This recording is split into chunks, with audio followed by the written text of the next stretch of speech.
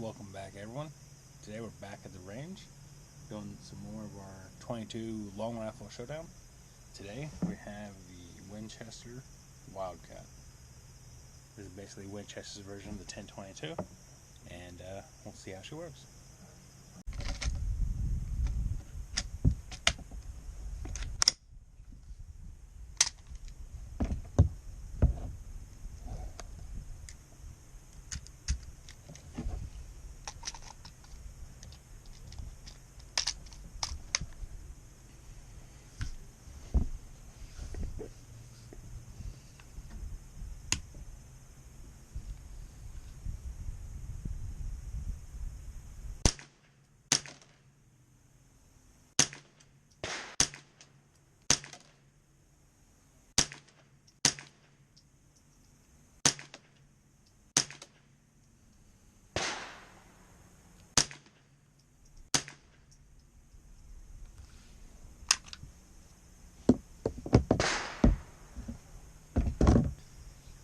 So the Winchester Wildcat here has a couple interesting features to it.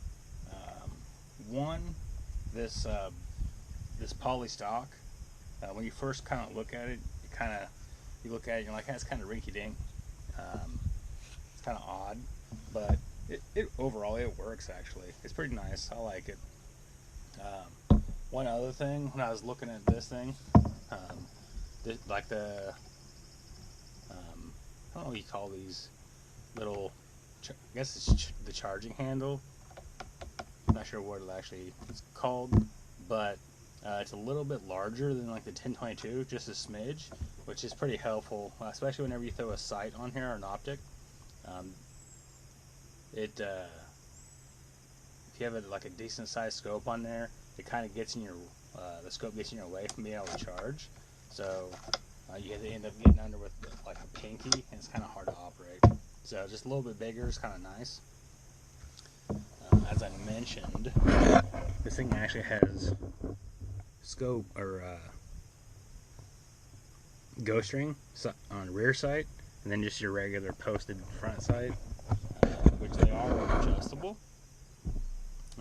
But I don't have the tool with me right now, so I can't adjust it. One other thing that they have in here is, when you look at the back here, you see that red W for the Winchester? That's actually able to, you can remove that, so you can actually clean out your gun without having to fully disassemble. You can just take this out and be able to clean your gun more effectively. It does have a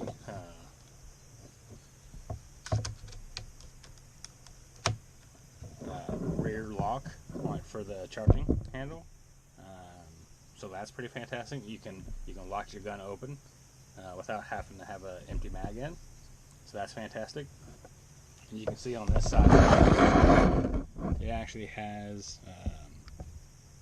an indicator so that you're locked open, and it's also a release. You can press that down and release your slide. You also notice these red serrations over here. That's for the bottom. It's kind of interesting that all of your actions are color coded red, right? So whenever you have your magazine loaded, or you hear your magazine in, you have to go in here and press this, which to release your mag. But if you notice on this, you see this piece is moving. These are actually magazine releases as well, so you can pull these back and it drops your mag out. So that's a pretty awesome feature as well. I really like that. It has also a little another rail up here for you to be able to take this piece off, and now you can slot in something else, like a bipod. It gives you access to your sling, your cutie, or like a cutie rail sling almost. So that's pretty awesome.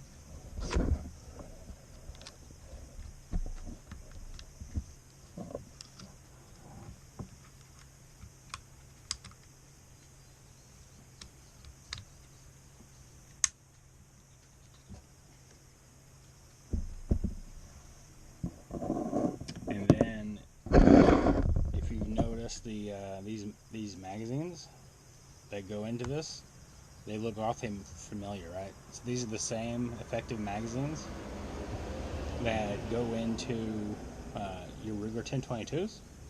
So with that being said, take Ruger 1022 magazines. Oh. And feed them in just as well.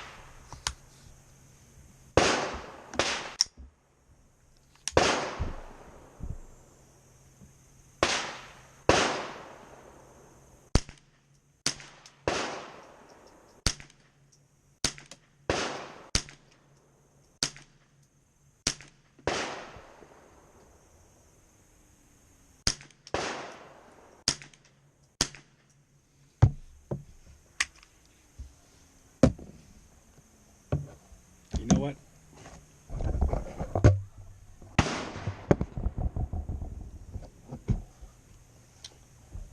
So there you have it. There's the Winchester Wildcat. 22 long rifle. Uh, Winchester, basically Winchester's version of the 1022, even accepts the 1022 magazines. So this is the Winchester magazine. Okay, this is a Ruger BX25 magazine. It accepts them up just fine.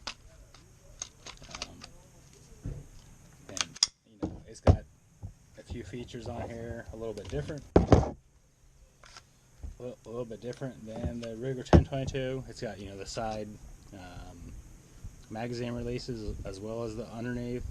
It's got a little bit longer charging handle. Even it has the indicator to show you that your bolt's open, which you can actually drop from your left hand here, like so. It's got the manual slide lock. It's got the rear port to be able to clean your gun out instead of taking your stock off. It's a pretty fantastic gun, actually. I like it a lot. It's even got the front Picatinny to be able to swap, put in like a bipod or something, or a light or laser, whatever you want on there. So it's a pretty good deal. I'm probably going to put a little optic on there. That way I'm not having to get as far down on the rifle. I can get up just a little bit, put a red dot on there, some sort of optic, and we're gonna be taking this bad boy squirrel hunting this summer. So I'm excited about it. So overall, I think it's a pretty good 22. It's fairly inexpensive. It is almost complete polymer except for, you know, the mechanisms in the barrel, but it shoots well, it fires well. Haven't had any jams and misfires. Even with rimfire rounds, you typically have the ammo itself to not fire off, but I haven't had any issues with the gun.